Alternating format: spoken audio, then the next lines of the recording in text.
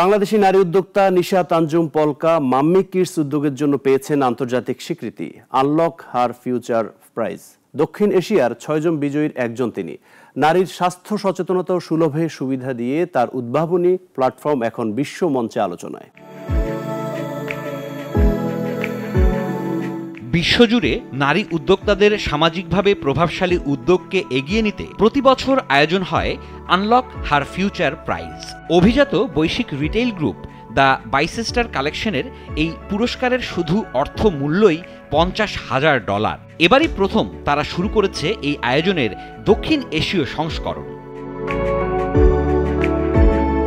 আর দক্ষিণ এশিয়া থেকে প্রথমবার ৬ জন নারী জয় করেছেন এই পুরস্কার। তাদের মধ্যে বাংলাদেশকে গর্বিত করেছেন মাম্মি কিডসের প্রতিষ্ঠাতা নিশাত আঞ্জুম পলকা।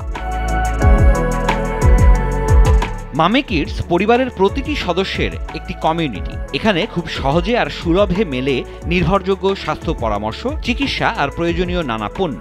নারী স্বাস্থ্য নিয়ে নানান ভুল ধারণা ও সামাজিক সংকোচ ভাঙাতেও কাজ করছে এই প্ল্যাটফর্ম। বাংলাদেশ, ভারত, নেপাল, পাকিস্তান এবং ভুটান থেকে বাছাই করা হয় ৬ বিজয়ীকে। স্থানীয় সমস্যা সমাধানের পাশাপাশি টেকসই উন্নয়ন লক্ষ্যমাত্রা অর্জনে তাদের অবদানকে গুরুত্ব দেয় বিচারকরা। আন্তর্জাতিক বিচারক প্যানেলে ছিলেন এশিয়ান ইউনিভার্সিটি ফর উইমেনের vice chancellor doctor Rubana Huq. পুরস্কার হিসেবে বিজয়ীরা আরও পাচ্ছেন আন্তর্জাতিক মেন্টরশিপ, বৈশ্বিক নেটওয়ার্কে যুক্ত হওয়ার সুযোগ এবং অক্সফোর্ড বিশ্ববিদ্যালয় থেকে একাডেমিক সহায়তা। বিশ্বমানের পরামর্শ আর প্রশিক্ষণ তাদের উদ্যোগকে আরও বড় পরিসরে নেওয়ার সুযোগ তৈরি করবে।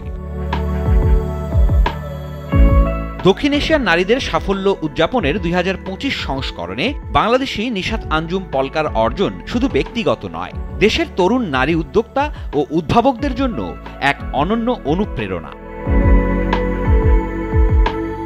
এমন অর্জনের পর মাম্মি কিডসের লক্ষ্য স্পষ্ট, নারী স্বাস্থ্যকে ঘিরে সামাজিক লজ্জা ও ভয়ের দেয়াল ভেঙে একটি সহায়ক পরিবেশ গড়া। এমন অর্জন সেই পথচলাকে দিয়েছে এক নতুন গতি। সিরাজুম মনির, শুভ, নাগরিক।